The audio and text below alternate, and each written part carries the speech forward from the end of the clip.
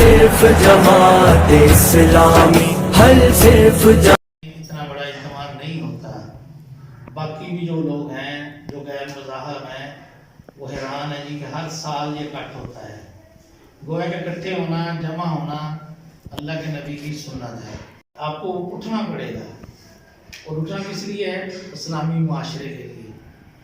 ہم ایک اسلامی معاشرہ تشکیل دینا چاہتے ہیں جس میں میں سمجھتا ہوں جی کہ میری نجات اس کے اندر ہے، کیونکہ میں مسلمان ہوں، میں نے کلمہ پڑھ لیا. قائد اعظم رحمۃ اللہ علیہ، ہم انہیں اس لیے یہ رحمۃ اللہ علیہ کہتے ہیں، انہوں نے پہلی دفعہ دنیا کے اندر یہ ملک بناتے ہوئے کہا تھا ہم مسلمان ہیں، ہندو اور مسلمان دو الگ قومیں ہیں. ہمیں رہنے کے لیے ایک ایسا ملک چاہیے جہاں پر ہم اپنی مذہبی آزادی، رسومات، رہن سہن سارا کر سکیں. جب ہونا ہے اس دنیا کے اندر جہاں کہیں بھی، جس کام کے اندر بھی ہے، کوئی درجی ہے تو اس کے اندر اپنا ماہر بن جاتا ہے، کوئی پینٹر ہے یعنی رنگ کرنے والا اس میں مہارت حاصل کر لیتا ہے. کسی قسم کا بھی جو کام ہے ظاہر اس میں پھر لمبا کام ہو جائے گا، گرتا جاؤں گا میں. ہر بندہ کامیاب ہونا چاہتا ہے، جبکہ کامیابی پکار رہی ہے. 5 وقت جو اذان ہوتی ہے نا جی، اس میں اللہ اکبر کہہ کے اللہ اپنی کبریائی بیان کرنے کے بعد حی علی الفلاح، آؤ فلاح کی طرف، آؤ کامیابی کی طرف. کیوں ادھر ادھر پھر رہے ہو؟ تم کہتے ہو میں نے کامیاب ہونا ہے، مجھے کامیابی چاہیے، تو پھر کامیابی تو اعلان کر رہی ہے حی علی الفلاح، آؤ کامیابی کی طرف.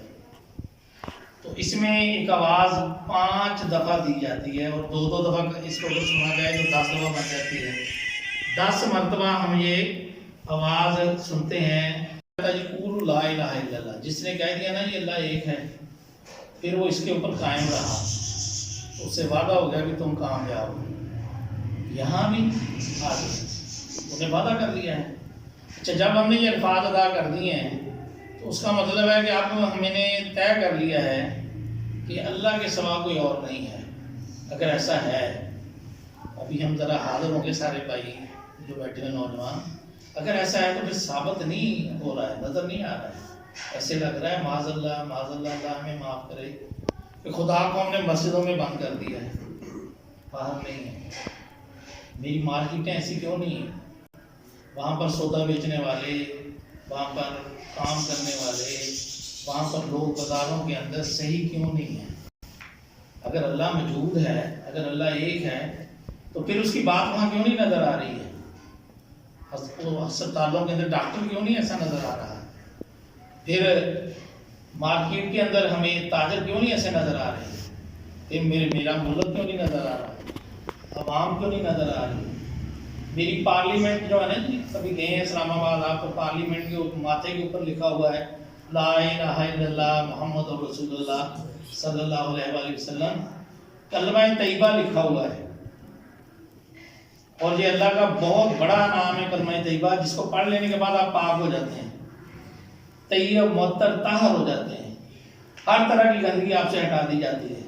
لیکن اسی اسمبلی کے اندر اللہ کی مخالفت کے قوانین پاس کیے جاتے ہیں. دوستوں، نوجوانوں، اسلامی معاشرے کی ضرورت ہے. وہ اس لیے ضرورت ہے کہ میں نے کلمہ پڑھ لیا ہے، میں مسلمان ہو گیا ہوں. اگر میں مسلمان ہو چکا ہوں تو اب مجھے اس معاشرے کی ضرورت ہے. اس معاشرے کو قائم کرنے کے لیے جدوجہد کی ضرورت ہے.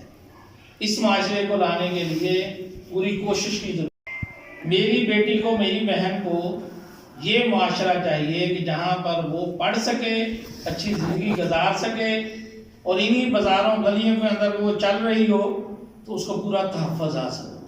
یہ اسلامی معاشرہ ہے. میرا دکاندار جو اس معاشرے کے اندر بہترین طریقے سے کام کر رہا ہو، ایمانداری سے حق حلال کی کمائی کماتا ہو، بہترین چیزیں آپ کو پیش کرتا ہو، اس کی مناسب قیمت لیتا ہو، مجھے ایسا معاشرہ چاہیے. یہ اسلامی معاشرہ ہے.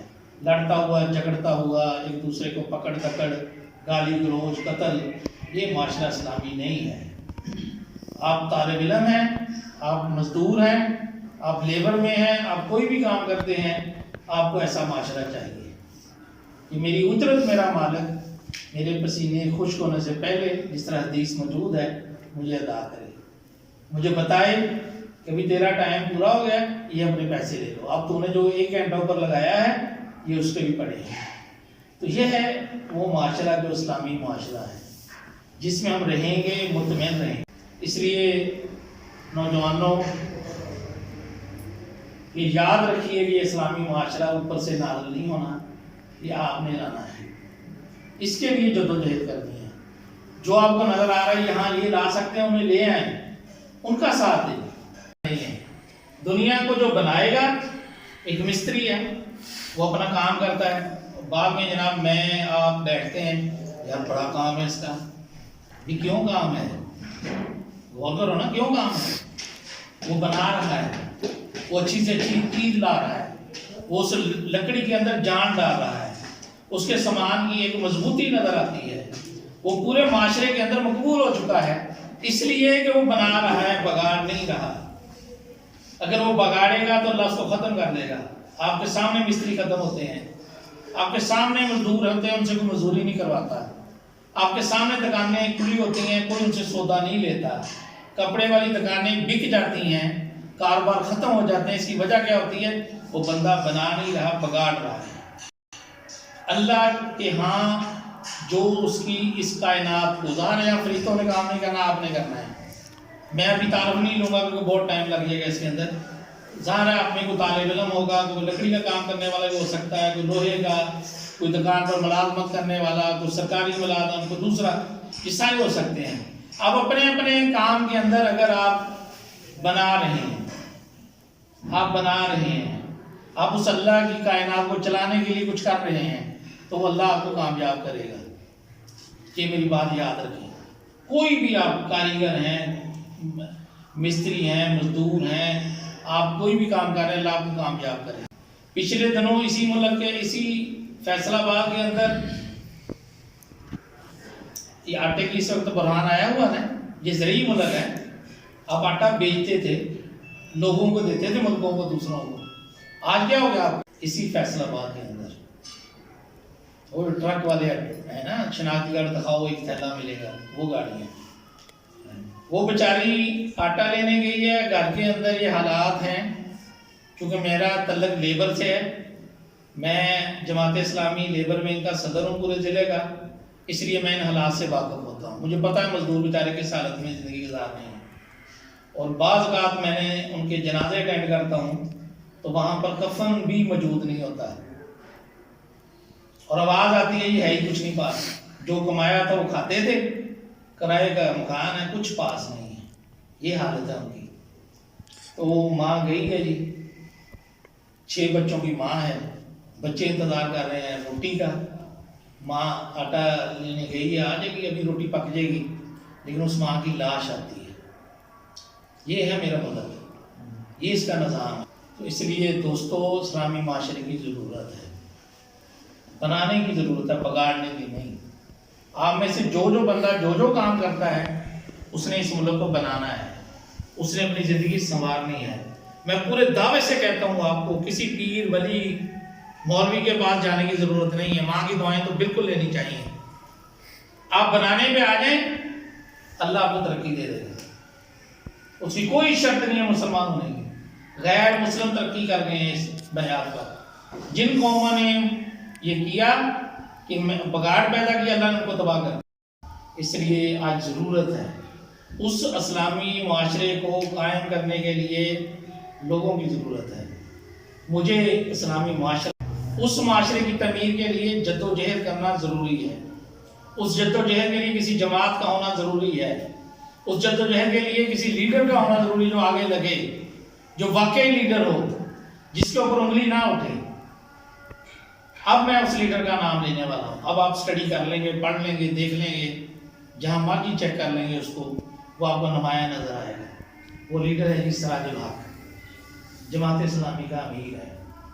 اس کو اگر آپ چیک کرنا چاہیں کر لیں، جہاں مرضی چلے جائیں یوٹیوب پہ، میرا اپنا بھی چینل ہے تحقیق چینل، اس کو بھی آپ دیکھ سکتے ہیں، میں اکثر یہی پوسٹیں لگاتا ہوں، تو وہاں آپ کو بندہ صاف ستھرا نظر آئے گا، کوئی بے ایمانی نہیں۔ عدالتوں کے اندر ثابت ہو چکا، کیس چلے، ان بڑے بڑے जिन्होंने इस मुल्क का बेड़ा गर्क किया ना, तो इनके केस चले और बदनाम हुए, आज भी हैं, और अभी जाली तौर पर ये अपने केस वापस ले रहे हैं। तो उसमें अदालत ने कहा कि अगर पार्लियामेंट में सादक और अमीन 61-62 की शिक चला दी गई कि कौन सादक और अमीन है, तो उन्होंने कहा, जज ने साफ अल्फाज में कहा वो कोई सिराजुल हक का रिश्तेदार नहीं था, वो कोई जमात इस्लामी का नहीं था। उसने साफ अल्फाज में कहा जी अगर ये हो गया तो सवाए सिराजुल हक के कोई नहीं बचेगा। ये जिंदा अल्फाज हैं तरीके, और कोर्ट हुए हैं उसी जज के मुंह से निकले हैं और अल्लाह ने निकलवाए हैं। अब भी कौन होश ना करे, उसको कोई बंदा नजर ना आए, तो ये अफसोस वाली बात है। वही बेईमान अगर हमने बार बार लाने हैं, वही चोर डाकू लाने हैं, तो फिर यही होगा, कभी लाइन में आटे में चलेंगे, कभी तेल नहीं मिलेगा, कभी हम सलाब की नजर हो जाएंगे, कभी कुछ हो जाएंगे। ये वो सिराजुल हक है।